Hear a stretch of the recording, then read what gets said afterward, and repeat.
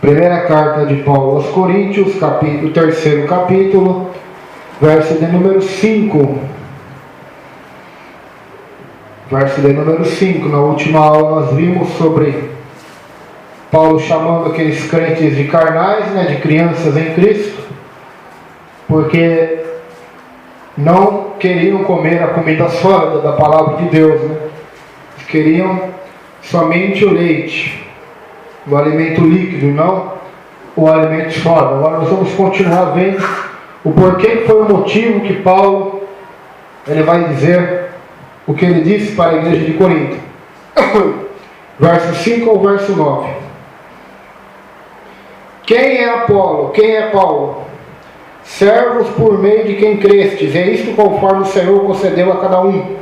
Eu plantei, Apolo regou, mas o crescimento veio de Deus, de modo que nem o que planta alguma coisa, nem o que rega, mas Deus que dá o crescimento. Ora, o que planta e o que rega são um, e cada um receberá o seu galardão, segundo o seu trabalho.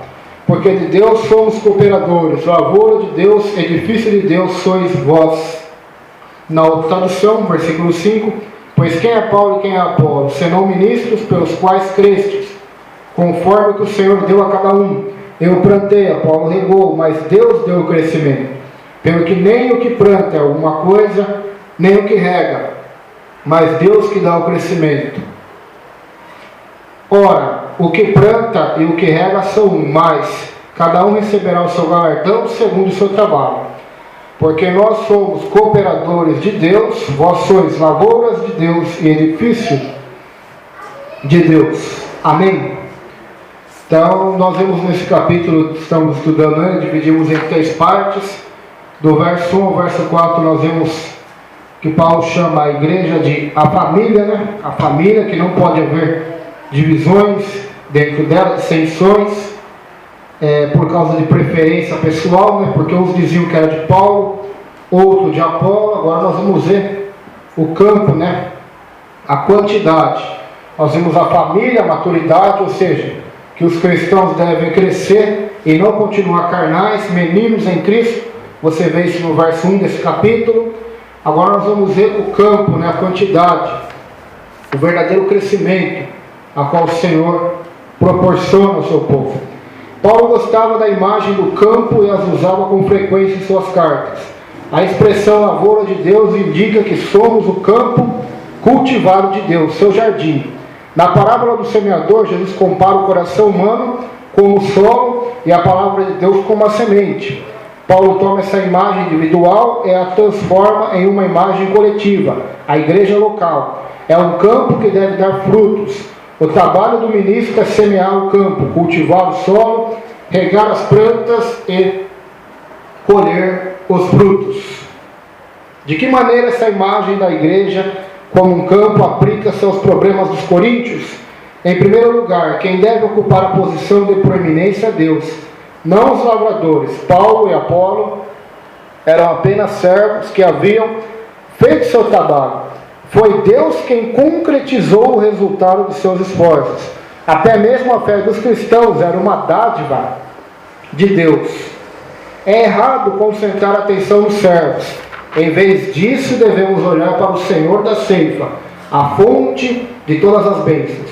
Convém observar a ênfase desse parágrafo sobre o aumento ou o crescimento, porque comparar pastores ou estatísticas, Deus é a fonte de crescimento. Homem algum pode assumir este crédito.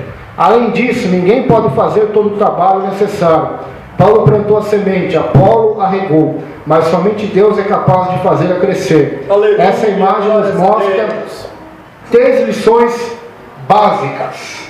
Então nós vamos ver as 3 lições básicas que esta imagem mostra para nós, Hoje não acontece mais isso, só naquela época acontecia. Hoje nas igrejas, hoje não acontece mais isso. Será? Nós vemos que o que mais acontece hoje na igreja, nas igrejas, no geral, é exatamente isso, As pessoas se vangloriam mais dos seus líderes, dos seus supostos apóstolos ou denominações, do que propriamente do próprio Deus, né? Do próprio Senhor Jesus Cristo. Tanto que você vai escutar testemunhos, se você quiser escutar, escute os testemunhos que são dados na televisão. Mais se fala o nome da placa do que o nome de Cristo. Mais se fala o nome da igreja, da denominação, ou do irmão, do pastor, ou do bispo, missionário, apóstolo, seja o que for, que orou por ele, como se fosse o pastor ou fosse o apóstolo, o missionário que mudasse a vida de alguém. Nós vamos aprender hoje que quem muda a nossa vida é Deus. Paulo é somente um instrumento. Apolo é somente um instrumento. E são instrumentos do Senhor. Então, quem dá o crescimento, quem opera a salvação é Deus, não é nós. É por isso que não existe uma oferta para a gente atrair as pessoas. A oferta é Jesus. O resto é conversa fiável. Primeira, diversidade do ministério. Um obreiro dedica-se a arar o solo, outro planta a semente, outro rega a semente. Com o passar do tempo, as plantas crescem e começam a dar frutos. Outros trabalhadores fazem a colheita. Essa ênfase sobre a diversidade também pode ser vista quando Paulo compara a igreja com um corpo constituído de várias partes diferentes. Então nós vamos ver aqui rapidamente sobre isso, porque Paulo vai falar mais sobre isso lá no capítulo 12, 13 e 14 de Coríntios, quando ele fala dos dons espirituais, que o Espírito Santo concede dons à igreja conforme a sua vontade. Então nós observamos aqui que o obreiro planta a semente, né? Eu quero plantar a semente é aquele primeiro contato que a pessoa tem com a palavra, né? Que prega, evangeliza. O outro vai preparar a semente. Preparar a semente não, preparar o solo. Isso acontece como? Eu creio que seja somente através da oração. Aleluia. A oração prepara o coração dos pecadores para receber a Cristo. A oração. E o outro vai regar. Como que se rega? Qual é o ministério que rega? É o ensino da palavra de Deus. Então Paulo, ele plantou a igreja de Corinto. Ele ficou por 2 anos ali. Mas depois ele continuou a obra missionária. E Apolo foi lá, não só Apolo, mas outros que estão com seus nomes aqui na Bíblia, e regou, ou seja, deu continuidade ao trabalho missionário. Então um planta, o outro rega, mas Deus dá o crescimento. Ou seja, nós aprendemos aqui nesta pequena parábola que Paulo conta, né, sobre uma lavoura, uma fazenda, né, um jardim, que uns vão plantar, outros vão preparar o solo, outros jardineiros vão regar, mas é Deus que dá o crescimento. É igual uma árvore humana. Quem faz a árvore crescer? É Deus. Você não consegue fazer uma árvore crescer. O máximo que você pode fazer é colocar água, regar ela com água, arar o solo, adubar, mas fazer aquela semente brotar e ter vida e crescer e florescer e dar frutos, somente o Senhor faz. Aleluia. Me mostra um cientista no mundo que consegue fazer isso. Fazer uma árvore crescer e ter vida. Me mostra um cientista que consegue fazer a vida nascer. Isso é um processo natural. É um processo de Deus. Então, com esse processo natural, Paulo nos explica o que é a salvação. A salvação é uma obra do Espírito de Deus. É uma obra que somente o Senhor pode fazer. Nós não podemos e nem temos autoridade para declarar a salvação de ninguém. Se nós achávamos isso no começo da conversão, talvez porque fomos ensinados ou aprendemos da forma errada. Mas se nós observarmos na Bíblia, quem que testifica no coração do homem, ou da mulher, ou do jovem, que ele é filho de Deus? É o Espírito, não é? O que está lá escrito em Romanos? O Espírito testifica no seu coração que você é um filho de Deus. Ou seja, o único que tem o poder para isso é o Espírito Santo, né? A qual Jesus enviou para nós. Tanto que a Bíblia diz: se alguém não tem o Espírito de Cristo, este tal não é dele. Ou seja, podemos até professar que Jesus é o Senhor, até usar seu santo nome para profetizar, para expulsar demônios, mas isso também não nos dá nenhuma segurança de salvação, vida eterna, porque a salvação vem do Senhor. Nós vemos Abacuque falando isso. Abacuque não, o profeta Jonas, que a salvação pertence ao Senhor. A segunda, a unidade nos propósitos. Qualquer que seja o trabalho que uma pessoa realiza para o Senhor, ainda assim faz parte da colheita. Ora, o que planta e o que rega são um. Paulo, Apolo e Pedro não competiam entre si. Isso é forte, hein? Paulo, Apolo e Pedro não competiam entre si. Antes, cada um realizava sua incumbência sob o senhorio de Jesus Cristo. Apesar de haver diversidade no ministério, também há unidade em seu propósito. E deve haver igualmente unidade de espírito. Então, primeiro, nós vimos que tem a diversidade de ministérios, ou seja, Deus chamou uns para pastores, outros para evangelistas, outros para profetas, outros para mestres, e cada um no seu ministério para um só propósito, que é a edificação do reino de Deus. Então é isso que está falando aqui. Ora, olha lá, 1 Coríntios 3,8. Ora, o que planta e o que rega são um. Ou seja, Apolo não é maior do que Paulo. Paulo não é maior do que Apolo. Os dois são um. Ou seja, os dois estão na terra para cumprir um propósito. Qual é o propósito? A glória de Deus, o crescimento da igreja, a edificação da igreja, a exortação da igreja. Ou seja, não há disputa entre Paulo e Apolo. Porque se a gente ler aqui, a gente pode até pensar, mas será que eles disputavam, né? Quem pregava melhor? Jamais. Quem estava sendo carnal eram os cristãos de Corinto, porque eles estavam se dividindo por causa desses homens de Deus. Mas a Bíblia está dizendo que o propósito deles era o mesmo, não era ter um grupo especial que iria segui-los. Não era isso. Nós vemos isso até com João Batista aconteceu. João Batista estava pregando e os discípulos estavam abandonando ele progressivamente e seguindo a Jesus, e alguns ficaram bravos com o João Batista e disseram assim: João, você não se importa que os teus discípulos estão te abandonando, os teus seguidores, para ir seguir a Jesus? Sabe o que ele disse? Convém que ele cresça e que eu diminua. Então, é unidade no propósito, ou seja, João Batista e Jesus tinham um só propósito. Paulo e Apolo e Pedro, que é Cefas, né, chamado de Cefas aqui, tinham um só propósito. O propósito deles era a edificação da igreja. Não havia entre eles tal competição. E o que nós vemos hoje acontecer? Nós vamos acontecer totalmente o contrário disso daqui. Primeiramente, na diversidade do ministério. Nós vamos ver que uns ministérios parece que para a igreja moderna são mais importantes do que os outros. Por exemplo, o ministério do ensino da palavra de Deus, na maioria das denominações, é totalmente desprezado, é totalmente deixado de lado. Até o ministério que nem existe no Novo Testamento, que é o tal do ministério do louvor, parece que é o ministério mais exaltado que existe hoje na face da terra. Então, nós vemos uma inversão de valores. A unidade de propósitos. Será que os grandes líderes dessa nação, cristãos, eles estão em unidade de propósitos? Ou eles competem entre si, brigam entre si?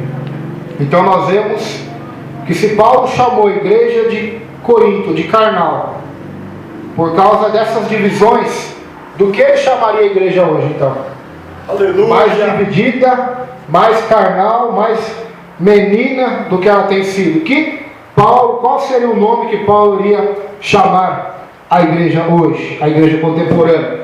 Então nós vemos que os mesmos erros que a igreja de Corinto cometia são os mesmos erros que a igreja hoje está cometendo. Por isso que a carta está aqui até hoje.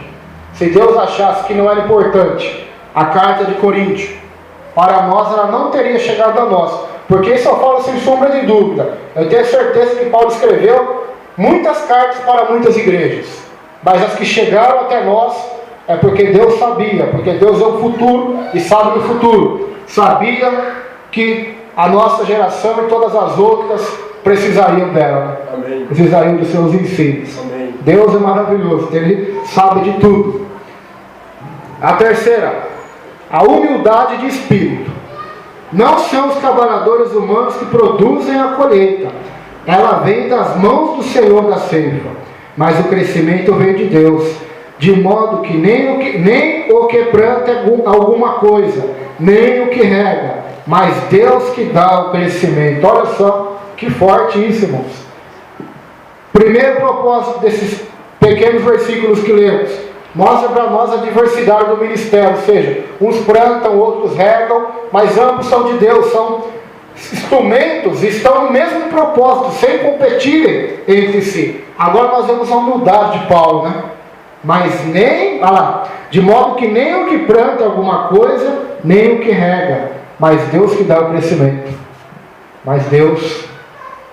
Paulo, maior fundador de igrejas que nós conhecemos, maior missionário, ele acreditava toda a glória ao Senhor, todo louvor ao Senhor, porque ele sabia que ele mesmo nada fazia, ele mesmo nada podia, mas era a graça de Deus, né? Nós não chegamos lá, vamos chegar, vai demorar um pouco ainda, mas lá em 2 Coríntios ele vai dizer, não fui eu que fiz, foi a graça de Deus comigo.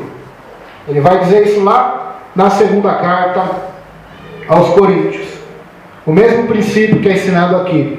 Então nós vemos a humildade de espírito dos trabalhadores na seara de Deus. Será que hoje existe humildade verdadeira em nosso meio? Será que hoje existe esta verdadeira humildade? Ou há um orgulho humano? Eu fiz a igreja crescer. Se não fosse eu, essas almas não estariam salvas. Se não fosse a minha sabedoria, se não fosse os milagres que Deus usa eu para fazer, essa obra não estaria de pé. Então nós vemos totalmente o contrário do que Paulo pregava, ensinava e vivia. É verdade que Deus ordenou que os seres humanos fossem seus ministros aqui na terra, mas sem a bênção de Deus, seus esforços não teriam sucesso algum. Os coríntios orgulhavam-se de sua igreja, vários grupos dentro da congregação orgulhavam-se de seus líderes. Mas essa atitude jactanciosa, orgulhosa, estava dividindo a igreja, pois Deus não recebia a glória que lhe era devida. Vemos Jesus expressar a mesma ideia no relato de João 4, versos 34 e 38. O semeador e o segador não apenas trabalham juntos, mas um dia se regozijarão juntos e receberão suas recompensas. Não pode haver ministérios isolados, pois cada obreiro participa do trabalho do outro. Tive o privilégio de levar a Cristo pessoas que não conhecia, mas em cujo coração outros haviam lançado a semente e haviam regado com o seu amor e orações. Então nós observamos aqui que o trabalhar de Deus é em unidade, que Deus usa cada um para a sua glória, e que nenhum de nós, por mais usados por Deus que fomos ou que seremos, não somos coisa alguma, de modo que nem o que planta alguma coisa, nem o que rega. Então se alguém acha que alguma coisa, irmãos, cuidado, porque o próprio Paulo não se achava coisa alguma, né? Não se achava digno, né? Lá em 1 Timóteo ele diz, eu sou o principal dos pecadores, ou seja, eu sou o principal de todos os pecadores. Eu não estou pregando para vocês porque eu sou o mais santo ou porque eu sou o mais digno. Deus me escolheu porque eu sou o mais capaz. Não, eu sou o principal dos pecadores, ou seja, Cristo me resgatou, o principal dos pecadores, então Ele também pode salvar vocês, porque Ele salvou a mim, Ele transformou a minha vida, que era o pior de todos, também pode transformar as suas vidas. E em Coríntios também ele fala, Deus escolheu as coisas loucas do mundo, as coisas que não são, para confundir as que são. Então ele se enquadra nisso também. Então isso é muito interessante, né? Porque é dessa maneira que o homem de Deus, a mulher de Deus, o servo do Senhor, pastor, pregador, deve se portar e deve pensar, porque nós corremos o risco de seguir um caminho do diabo, né? De Lúcifer. A Bíblia diz, resumidamente, que ele era um anjo que andava entre pedras fogueadas, um querubim ungido, um anjo de alta patente. Alguns teólogos acreditam que o querubim ungido era uma patente tão alta que estava até acima de arcanjos. Miguel, Gabriel. Agora esse já é um debate teológico e não vamos saber aqui na Terra, né? Então era um anjo que se diferenciava dos demais. Era um anjo belo, de acordo com a Bíblia. Era um anjo enfeitado com pedras preciosas, diz a Bíblia, que andava sobre pedras fogueadas. Era um anjo diferente dos outros. E esse foi o pecado, né, dele. Por ser diferente, ele se achou melhor. Ele se achou que podia ser semelhante ao Altíssimo. Na Bíblia você não vê que o diabo quer ser maior do que Deus. Não quer. Porque ele sabe que não... A única coisa que ele queria é ser semelhante, sabe? Eu quero ser semelhante ao Altíssimo. Então a mesma oferta que o diabo ofereceu aos anjos que caíram com ele, ele oferece hoje aos homens. Estava escutando no tempo pastor do culto sobre o testemunho de um ex-maçom que se converteu, chegou no grau 32 da maçonaria, são 33 graus, né? Uma imitação da idade de Jesus também, né? Porque o diabo gosta de plagiar, de imitar, né? Porque ele não é criador, ele não tem criatividade para criar nada, então ele imita. Pode ver que o anticristo vai imitar Jesus, o falso profeta, o Espírito Santo, e o dragão vai imitar Deus, o Pai, né? Que é Satanás. Então ele só gosta de imitar, de plagiar. O servo de Deus tem a marca de Deus, então ele vai querer colocar sua marca na terra também, né? Que é a marca da besta. Então o diabo é um imitador barato, e ele quer imitar. E a mesma oferta que ele ofereceu aos anjos, que eles iam ser maiores, ser iguais ao Altíssimo, ele falou para Eva, lá no Éden, leia lá, a mentira é a mesma: você não morrerá, será como Deus.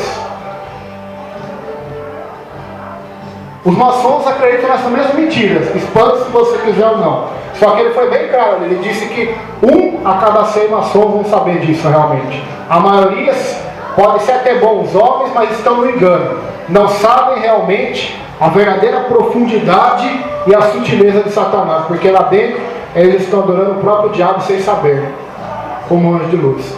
Então é prometido isso para eles, a vida eterna, a divindade, de eles serem deuses na terra, e eles acreditam nisso. E você vê os símbolos que eles colocam na nota de $1, pirâmide, com o olho que tudo vê, simbolizando o olho do inimigo, né, de Satanás. Então é a mesma mentira, a mesma moeda. O diabo não está criando nada novo para enganar o homem, porque ele não tem criatividade. Ele é o pai da mentira, ele só vai dizer aquilo que ele realmente é a sua essência. É a mentira, é o engano. Então nada novo ele tem criado. E esse é o perigo. Por que esse é o perigo? Porque pelo fato de eu ser um pastor, um pregador, um missionário, se tiver diferenciação dos outros, eu corro o mesmo perigo do que o diabo. Porque eu vou achar no meu coração: olha, eu prego melhor, canto melhor, eu canto com mais unção, prego com mais unção, Deus me usa para fazer milagres maravilhosos. E aí é que está a queda da maioria. Por quê? Porque por ter essa diferenciação ministerial, assim como o diabo tinha no céu, vão se achar melhor, vão se achar irreconhecíveis, vão se achar acima dos outros. E esse é o perigo. Por isso que Paulo nunca se orgulhou, né? Deus botou um espinho na carne dele para que ele não se orgulhasse, diz a Bíblia. Botou para que ele não se soberbecesse por causa das grandes revelações que ele teve. Então, que Deus faça isso em nós também. Porque se Deus não fazer, meus irmãos, nós podemos correr esse risco, né, de seguir as mesmas pisadas do nosso adversário. Cada um receberá o seu galardão segundo o seu próprio trabalho. 1 Coríntios 3:8. Então nós vemos que Deus, ele é justo. A salvação não é pelo trabalho, irmãos. A Bíblia nunca ensina isso. Salvação é pela graça, não é pelas obras, é pela fé. A fé em Deus, ou seja, Deus nos salvou para as boas obras. E todas as boas obras que fizermos todos os trabalhos que fizermos em nome dele nessa terra, haverá um galardão, uma recompensa. Jesus disse algo muito simples, mas verdadeiro. Se você der um copo de água para um profeta, para um pastor, para um evangelista, para uma criança, você vai receber um galardão de criança, um galardão de profeta, um galardão de um pastor. Ou seja, cada ministério terá um galardão diferente, terá uma recompensa diferente. Então isso é muito importante. Cada um receberá o seu galardão segundo o seu próprio trabalho. Ou seja, tudo que nós oramos, tudo que nós pregamos, tudo que nós fazemos para o Senhor, haverá um galardão. Por isso que no jejum, Jesus diz: quando vocês jejuarem, não façam como os fariseus, que se entristecem, porque eles já receberam sua recompensa. Mas quando jejuarem, lave o seu rosto, não demonstre para ninguém que você está em jejum. Assim também a oração e a esmola, para que o Pai te recompense na glória, te dê o galardão. Porque se você ser recompensado nessa terra, você não terá galardão nenhum diante do Senhor. O que as pessoas pensam de nosso ministério não importa. O mais essencial é o que Deus pensa. Nossa recompensa não deve ser o louvor de homens, mas o muito bem do Senhor dá sempre. Então, nosso alvo, nossa recompensa, não é o louvor dos homens, mas é o louvor de Deus. É o elogio e a glória e a confissão de Jesus diante dos anjos e diante do Pai. Ou seja, o sucesso para o homem tem um padrão, mas o sucesso para Deus tem outro tipo de padrão. E é esse sucesso que nós devemos buscar. Deus deseja aumentar seu campo. Quer que cada igreja local produza o fruto do Espírito. Gálatas 5, versos 22 e 23. Não vou ler, mas o Senhor deseja que cada igreja local produza o fruto do Espírito. Qual é o fruto do Espírito? Amor, paz, justiça. Esses frutos Deus quer ver nossa árvore produzir: santidade, ofertas, boas obras, louvores ao Senhor e almas ganhas para Cristo. Então são frutos que o Senhor requer de nós. O crescimento espiritual deve ser acompanhado de certo crescimento quantitativo. Os frutos contêm sementes para produzir mais frutos.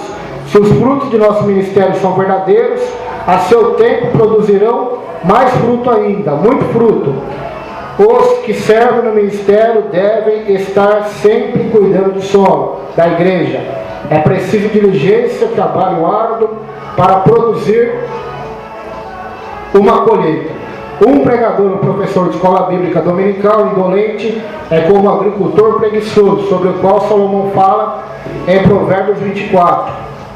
Satanás está ocupado semeando discórdia, mentira e pecado, e nós devemos estar ocupados preparando o solo, plantando a boa semente da palavra de Deus.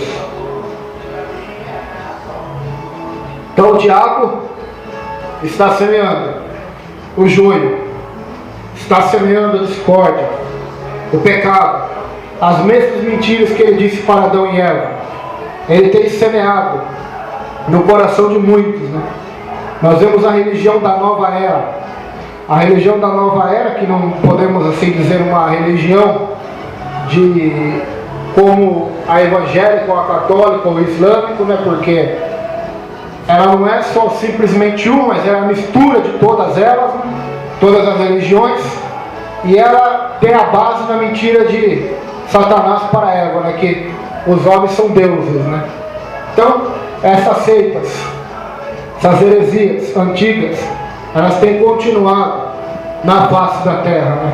E o homem gosta de ouvir essas coisas e acreditam nessas coisas.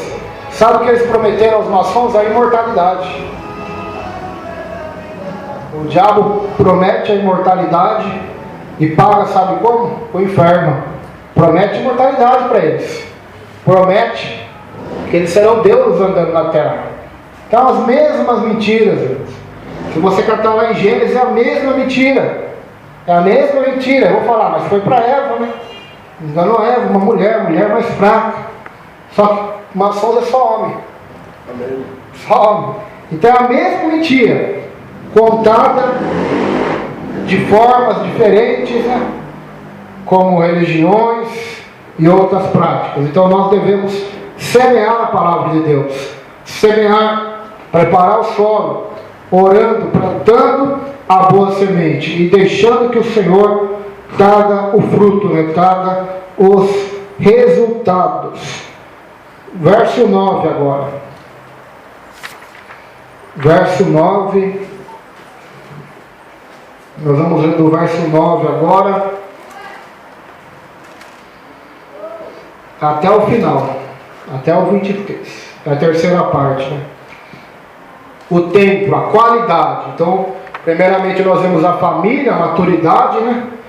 Que é o crescimento do cristão, que não deve ser carnal. Depois vimos o campo, a quantidade, né? O crescimento. Agora nós vamos ver o tempo, a qualidade. Verso 9 até o verso 23. Está calor hoje não, pastor? Porque de Deus somos cooperadores, lavouras de Deus, edifício de Deus sois vós. Ou seja, templo de Deus. Segundo a graça de Deus que me foi dada, lancei o fundamento como prudente construtor, e outro edifica sobre ele, porém cada um veja como edifica, porque ninguém pode lançar outro fundamento, além do que foi posto, o qual é Jesus Cristo. Contudo, se o que alguém edifica sobre o fundamento é ouro, prata, pedras preciosas, madeira, feno, palha, manifesta se tornará a obra de cada um, pois o dia demonstrará, porque esta, sendo revelada pelo fogo, o qual seja a obra de cada um, o próprio fogo provará. Se permanecer a obra de alguém que sobre o fundamento edificou, esse receberá galardão. Se a obra de alguém se queimar, sofrerá ele dano, mas esse mesmo será salvo, todavia como através do fogo. Não sabeis que sois santuários de Deus, e que o Espírito de Deus habita em vós? Se alguém destruir o santuário de Deus, Deus o destruirá, porque o santuário de Deus, que sois vós, é sagrado. Ninguém se engane a si mesmo. Se alguém dentre vós se tem por sábio neste século, faça-se estulto para se tornar sábio, porque a sabedoria deste mundo é loucura diante de Deus. Porquanto está escrito, ele apanha os sábios na própria astúcia deles. E outra vez, o Senhor conhece os pensamentos dos sábios, que são pensamentos vãos. Portanto, ninguém se glorie nos homens, porque tudo é vosso. Seja Paulo, seja Apolo, seja Cefas, seja o mundo, seja a vida, seja a morte, sejam as coisas presentes, sejam as futuras. Tudo é vosso, e vós de Cristo, e Cristo de Deus. Amém? Então essa é a parte final, vamos começar. De acordo com a explicação habitual, essa passagem descreve a edificação da vida do cristão. Todos nós edificamos sobre o alicerce, que é Cristo, mas alguns usam outros materiais de boa qualidade, enquanto outros usam materiais de qualidade inferior.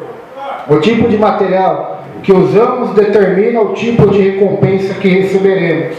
Apesar de se tratar de uma aplicação válida desta passagem, não é a sua interpretação principal. Paulo fala aqui da edificação da igreja local, do templo de Deus. O cristão como indivíduo é o templo de Deus, mas aqui o texto refere-se à congregação local. Já toda a igreja é comparada ao templo de Deus.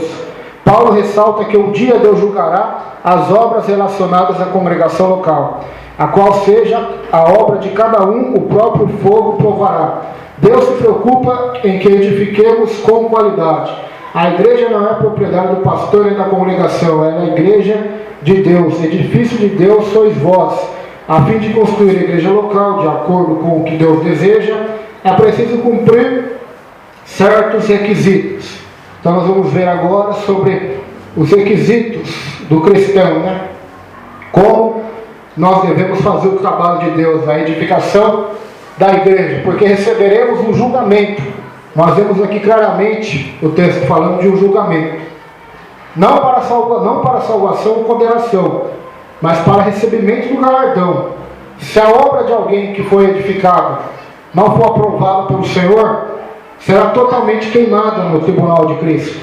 Mas se a obra de alguém ficar, porque o ouro sobrevive ao fogo, né? A prata, as pedras preciosas, então este receberá o galardão. Então aqui não é a quantidade de obras feitas, mas é a qualidade das obras que foram feitas. Não é quantas vezes eu preguei na igreja, mas é o porquê que eu preguei. Não é quantas vezes eu preguei na igreja, ou cantei, ou orei, mas é quantas dessas vezes foi o meu melhor. Foi feito de todo o coração, ou foi feito relaxadamente.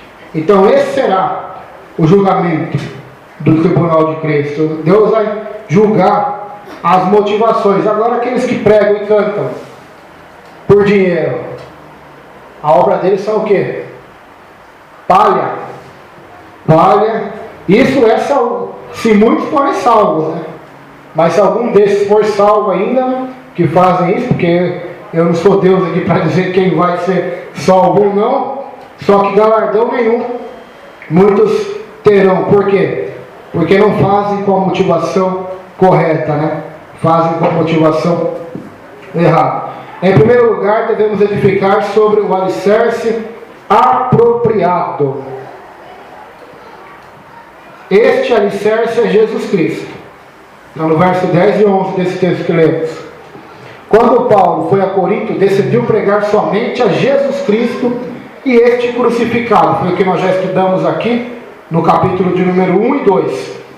O ministério de Paulo, a pregação de Paulo. Então ele fundamentou aquela igreja no poder do Evangelho, né? No poder de Cristo, no poder do Senhor. Cristo e este crucificado. Então esse foi o alicerce da igreja. Lançou o único alicerce duradouro. Em mais de 30 anos de ministério, tenho visto igrejas tentarem construir sobre um pastor famoso um determinado método ou uma ênfase doutrinária que acreditavam ser importante. No entanto, esses ministérios simplesmente não duraram. Então esse homem que escreveu esses comentários bíblicos, com muita bagagem, com muita experiência, na vida inteira, pregando a palavra, estudando a palavra, frequentando igrejas, visitando igrejas, sendo convidado por todos os Estados Unidos para pregar nas igrejas naquela grande nação. Ele viu que muitas igrejas que foram edificadas sobre um pastor famoso, no carisma de um pastor famoso. Por exemplo, só vamos dar uma ilustração para você entender. Pastor Silas Malafaia, um homem conhecido, né? Vai fundar uma igreja aqui, vai ser o pastor aqui em São Manuel. Quanta gente vai seguir? Não vai ter bastante gente? Estou falando que ele seja do inimigo ou não. Só que muitas dessas pessoas vão estar edificadas em quem? No homem, na figura do pastor famoso, né? Assim como muitos da igreja de Corinto estavam na fama de Paulo, ou na eloquência de Timóteo, ou no apóstolo que andou com Jesus, Cepas, né, que é Pedro. Estavam edificados não no fundamento, né? E quem não está edificado no fundamento, a tendência é desviar-se, né? Não só na fama do pastor, por exemplo, podemos ver aqui ideias, né? Métodos. Não sei se você já ouviu falar do G12, ouviu falar já do G12? O G12 é o método de igreja em células, né? Adotado até hoje por muitas denominações, inclusive aqui em São Manuel, como se fosse um método bíblico, né, para a igreja. Então existem vários métodos que são totalmente coisas humanas, né? Tem um livro que eu li, chama Igreja com Propósitos, de um pastor americano. E o método que ele ensina para a igreja, para você começar uma igreja, né, você que tem o chamado para ser pastor, ele vai ensinar isso no livro. Se for fundar uma igreja num bairro, numa cidade, a primeira coisa que você tem que fazer é visitar todas as outras do bairro. Você vê a qualidade delas, o defeito delas. Depois, você vai fazer uma entrevista com as pessoas do bairro. Como é a igreja que eles gostariam de ter aqui no bairro? Esse é o método que eles ensinam. E baseado nisso, nessas informações, você vai montar uma igreja. E essa igreja vai crescer e vai encher. Então são métodos, só que não estão edificado no fundamento que é Cristo. Mas ninguém pode pôr outro fundamento além do que já foi posto, né, que é Jesus Cristo. Quanta gente edificada no fundamento humano, na teologia da prosperidade, no nome de homens e pastores famosos ou denominações. E se um dia esses líderes famosos ou ministérios deixarem de existir ou desviar-se, essas pessoas desviam junto, né? Se é que estão firmados no Senhor. Os coríntios enfatizavam as personalidades, Paulo, Pedro e Apolo, quando na verdade deveriam glorificar a Cristo. Então, o mesmo erro, irmãos, mesmo erro que a igreja de Corinto fazia, hoje acontece. O alicerce é lançado pela proclamação do Evangelho de Jesus Cristo. Trata-se da parte mais importante da construção, pois determina o trabalho, a forma e a resistência da estrutura. O ministério pode ser bem sucedido por algum tempo, mas se não é fundamentado em Cristo, acabará desmoronando e desaparecendo. Isso é forte, hein? A igreja de Laodiceia existe hoje? Não existe mais. Filadélfia, Tiatira, Sardes, Coríntio também, não existem mais. A verdade é essa. Não existem mais. E por que não existem mais? Deus falhou? Não falhou. Deus não falha. Então, você vê que do ano de 1900 até hoje, 2014, vamos por 1950, né? 1950 até 2014, parece, vou dizer parece, que houve um estrondo evangélico no Brasil, né? Um crescimento espantoso. Mas se Jesus Cristo não voltar, se o Senhor da Glória não voltar, daqui 2 séculos, e aí, como será? Quais estarão de pé e quais não estarão de pé, né? Diante desse cenário. Então, nós aprendemos aqui que o fundamento nosso é Jesus, né? Não é homens. Lembro-me de um pastor que descobriu uma grande verdade na Bíblia. Na realidade, encontrou em alguns livros e decidiu edificar sua igreja sobre a fomentação desta grande verdade, entre aspas, né? Causou uma divisão dentro da igreja e levou consigo um grupo, entre aspas, dedicado à verdade, que havia descoberto. Mas sua nova igreja não foi para frente. Hoje esse grupo se dispersou e o pastor vai de igreja em igreja tentando granjear adeptos para a sua causa. Esse homem construiu sobre o fundamento errado. O maior fundamento da Bíblia, da palavra de Deus, é Jesus Cristo. Não é a prosperidade, não é a cura divina, não é o pentecostalismo nem o dom de línguas. Então, quando nós se desviarmos disso e colocarmos outro fundamento, nós se desviamos. Então, esse é o erro de muita gente. Muita gente se fundamenta na sabedoria. Queremos sabedoria, queremos teologia, e mais estudo, e menos Cristo, menos Evangelho. Então é sabedoria humana. Outros fomentam e edificam seus ministérios em revelações, né? Aleluia. Revelações. Ou vão ler um livro da Bíblia, fazem uma oração lá, abre a Bíblia, lê um versículo lá, tem uma iluminação, né? Que não é uma iluminação de Deus, mas é uma iluminação demoníaca, porque se você quiser se espantar, pode se espantar. O diabo ele é mestre em distorcer a verdade. Ou seja, tem muitas iluminações que muita gente está tendo aí, em muitas pregações, profecias, que vêm do próprio inferno, vêm do próprio Satanás. Atos proféticos, por exemplo, a líder lá do ministério diante do trono, os Valadão lá, e uma tal de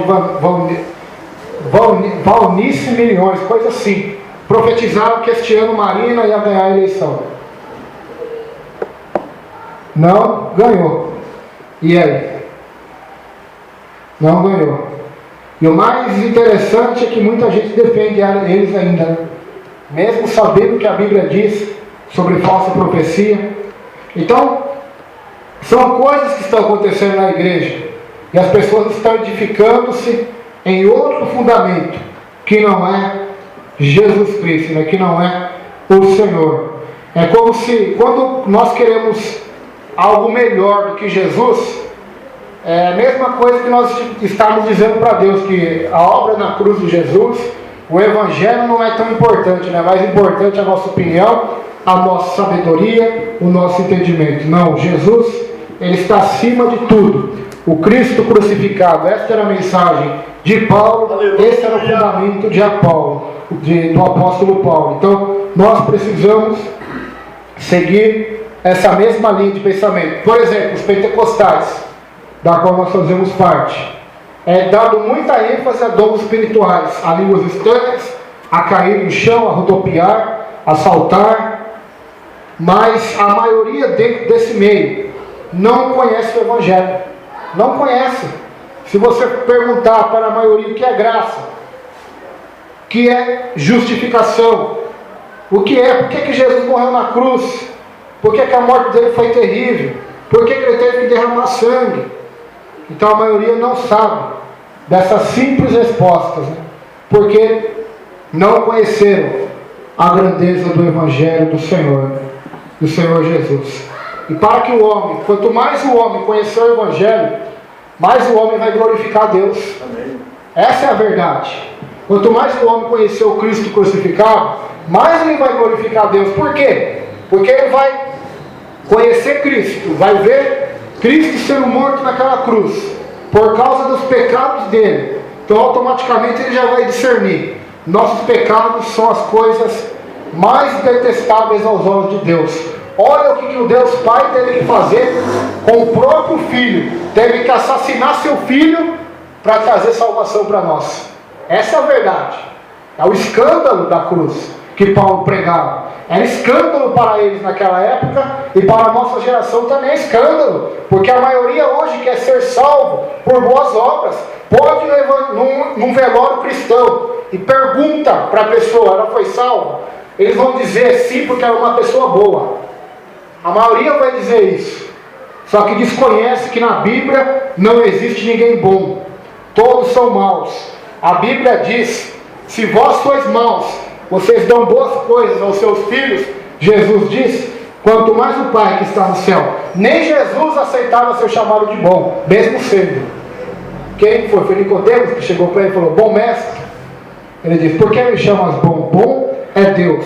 Não sei se foi Nicodemos, mas foi um desses homens. Chegou para Jesus e falou: bom mestre, por que me chamas de bom? Bom é Deus. Então, para que um homem glorifique a Cristo, ele tem que conhecer o Evangelho, tem que saber o quão pecador ele é, e o quão grande é o amor de Deus, a graça de Deus. Para quê? Para que ele possa se prostrar e realmente glorificar o nome do Senhor. Porque aquele que é mais perdoado, mais é amado, mais ama, sabia? Pode ver aquela mulher que chorou aos pés de Jesus porque era prostituta.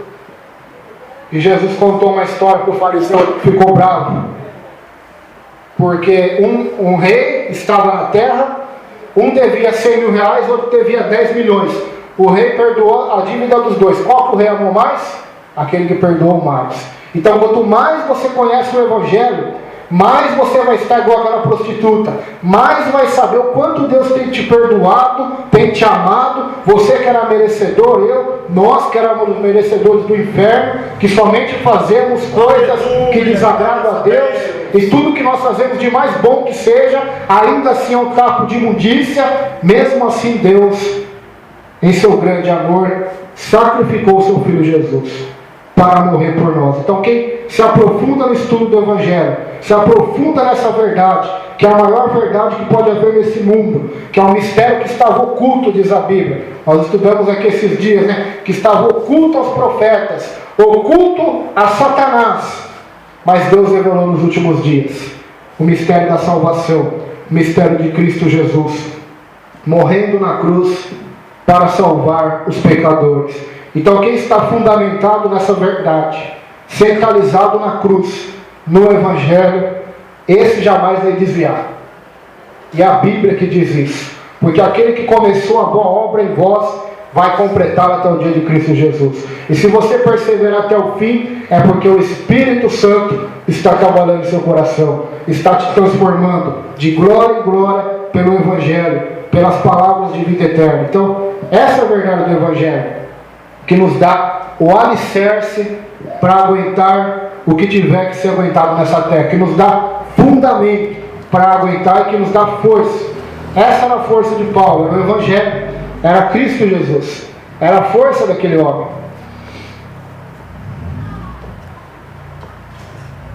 Em segundo lugar, devemos construir com os materiais apropriados. Paulo descreve dois tipos opostos de materiais, como podemos ver no quadro abaixo. Ouro, prata, pedras preciosas, que são materiais permanentes, belos, valiosos e difíceis de obter.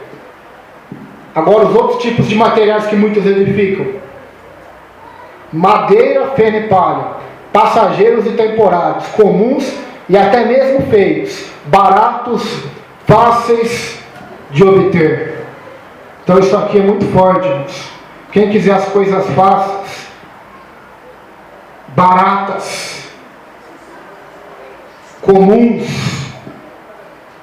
fáceis, rápidas, são simplesmente madeira, feno e palha para Deus. Mas quem constrói sua vida fundamentado no Evangelho de Cristo, com materiais belos, ouro, prata, pedras preciosas, diamantes, pérolas, materiais que são belos, são valiosos e são difíceis de obter.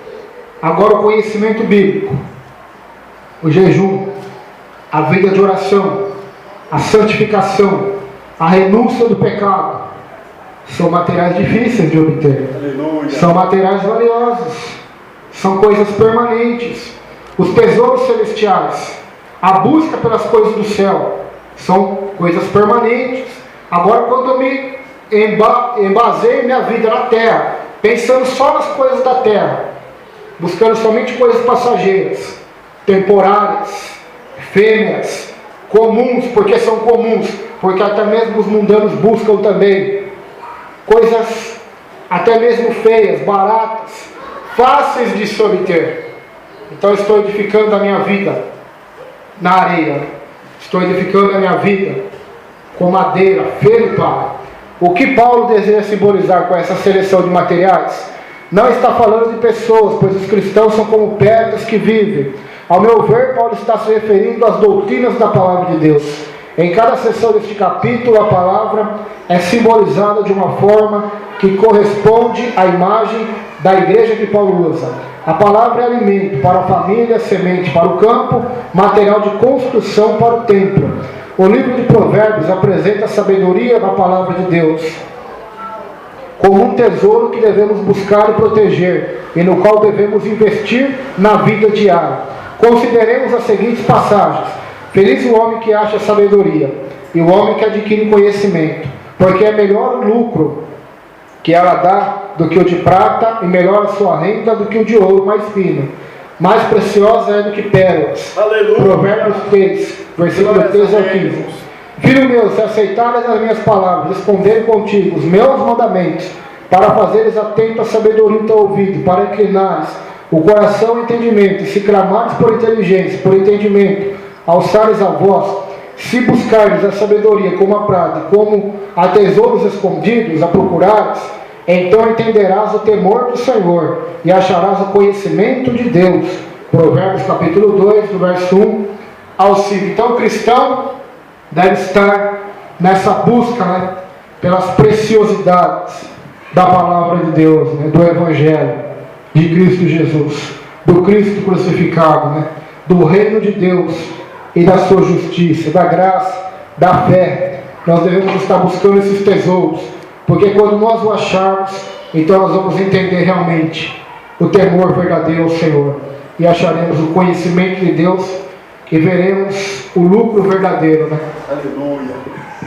Aceitar o meu ensino, e não a prata, e o conhecimento antes do que o ouro escolhido, porque melhor a sabedoria do que joias, e de tudo que se deseja, nada se pode comparar com ela. Provérbios 8, 10 ao 11. Então não é fácil. São materiais caros, são materiais difíceis, que não se conquista da noite para o dia. Você não compra um tijolo de ouro com um dia de trabalho. Com um dia de trabalho você pode comprar um monte de coisa de palha, de pedra e, deixa eu ver outro aqui, madeira. Mas pedras, prata, ouro, diamante, para você comprar esse material, só falando tipo uma parábola, você necessita trabalhar anos e anos, se esforçando para juntar dinheiro, para adquirir essas pérolas. Então, a salvação, irmãos, é pela graça. Só que, quando a graça de Deus opera em nós, ela vai operar as obras. Porque a fé sem obras é o quê? Ela é morta. Tiago vai dizer isso lá. Então, quem realmente é salvo, recebeu a graça de Deus para a salvação, nasceu de novo, este, a partir desse momento, vai trabalhar, não pela comida que perece, mas pela comida que subsiste para a vida eterna. Vai se esforçar, vai buscar ao Senhor, vai buscar o conhecimento de Deus, vai buscar mais e mais a Cristo. É isso que nós vemos em Paulo e em Pedro. Foram salvos pela graça, sim, não mereciam ir para o inferno, mereciam. Mas Deus os salvou em Cristo. Então você vai ver que esses homens passaram a dedicar a sua vida ao conhecimento de Deus, que é através da palavra e da oração. Buscaram se esforçar.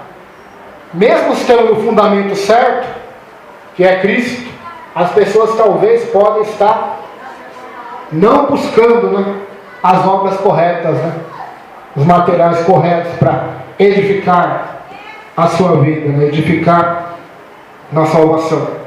Quando lembramos que nos 3 primeiros capítulos de 1 Coríntios, Paulo escreve sobre a sabedoria, não temos dificuldade de contar uma ligação.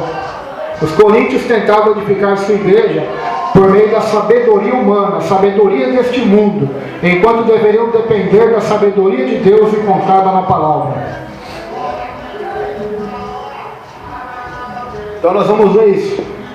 Nós já vimos no capítulo 1 que Paulo, quando foi pregar, não foi palavras de sabedoria humana, nem persuasivas, mas foi em demonstração do Espírito e do poder, para que a fé dos coríntios não se apoiasse nos homens, mas no poder de Deus, não foi? Que nós vimos lá. Então a igreja de Corinto estava cometendo este erro que a igreja hoje não comete, Eu dou risada com uma ironia, Esses dias eu vi na internet, de novo, para nossa tristeza, a igreja montou um ringue de vale tudo dentro do meio do público. Meu Deus. Para atrair as pessoas para Cristo. Está escrito lá, não é invenção minha.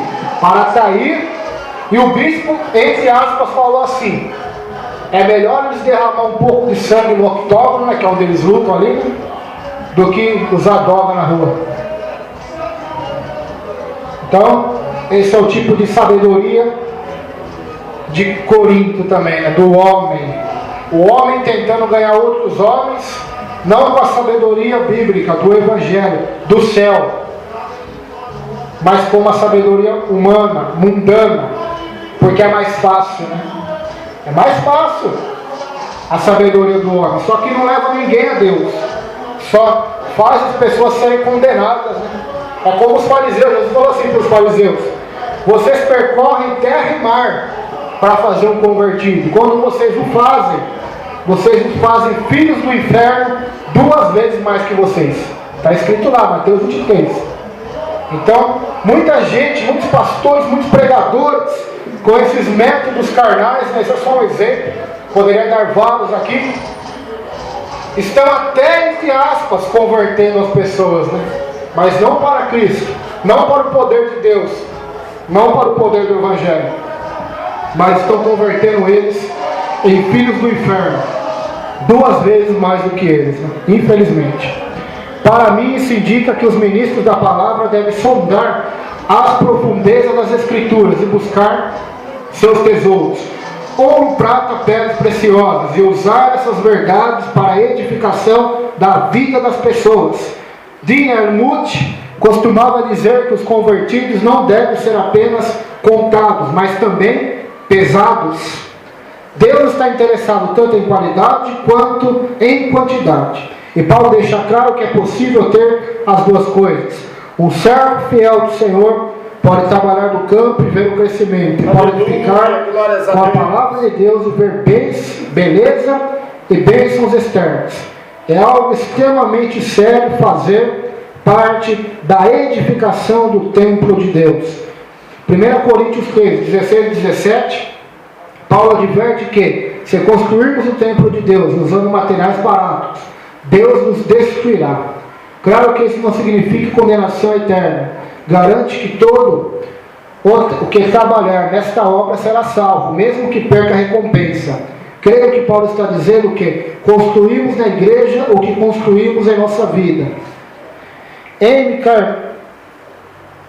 Vou só falar M, que o nome inglês é difícil de ler. M, missionária veterana na Índia, costumava dizer: nossa obra jamais chegará a lugares mais profundos do que os que nós mesmo alcançamos. Assim, se não construirmos na igreja valores duradouros, acabaremos demolindo nossa própria vida. Podemos parecer bem-sucedidos para os homens, mas manifesta se tornará a obra de cada um, pois o dia, letra maiúscula, o dia do Senhor, a demonstrará. E nesse dia alguns ministros verão sua obra se transformar em fumaça. Não é sábio comparar o servo do Senhor com outro. E Paulo adverte em 1 Coríntios 4,15: portanto, nada julgueis antes do tempo. Pastores mais jovens costumavam perguntar a Campbell Morgan o segredo do seu sucesso no púlpito. Morgan respondia: sempre lhes digo a mesma coisa. Trabalho árduo e depois mais trabalho. Às 6 horas da manhã, Morgan já estava em seu escritório escavando os tesouros da palavra. Podemos encontrar madeira, feno e palha em nosso quintal, mas não é muito difícil juntar esses materiais. Mas se queremos ouro, prata, pedras preciosas, precisamos escavar em busca desses tesouros. Pastores e professores de escola bíblica dominical, indolentes, terão de prestar contas de muita coisa no tribunal de Cristo, como também os que roubam de outros para construir, em vez de estudar e de preparar o próprio material. Então, nós devemos dar o nosso melhor para Deus. Ouro, prata, pedras preciosas, fala de trabalho árduo, fala de esforço. Então, não é relaxamento, né? Não é como dizem alguns irmãos nossos de outras denominações, é que nem nos consideram irmãos, né? Que não precisa ler a Bíblia, o Espírito Santo que dá sabedoria. Não precisa estudar. Não precisa analisar a Bíblia. Então, não é dessa forma. Porque fazendo isso, vão estar simplesmente dando feno, palha e madeira para as pessoas, né? As pessoas vão edificar suas vidas em revelações, em profecias, como tem acontecido, né? E não na palavra de Deus. Em terceiro lugar, devemos construir de acordo com o projeto apropriado. Alguns membros da igreja ficam perplexos quando descobrem que não se pode dirigir uma congregação da mesma forma como se administra um negócio. Isso não significa que não devemos seguir princípios adequados de gestão, mas o funcionamento de uma igreja é totalmente distinto. Existe a sabedoria do mundo que funciona para o mundo, mas que não funcionará para a igreja. O mundo depende da promoção, do prestígio, da influência, do dinheiro e das pessoas importantes. A igreja depende da oração, do poder do Espírito, da humildade, do sacrifício e do serviço. A igreja que imita o mundo pode parecer bem sucedida neste mundo, mas na eternidade se transformará em cinzas.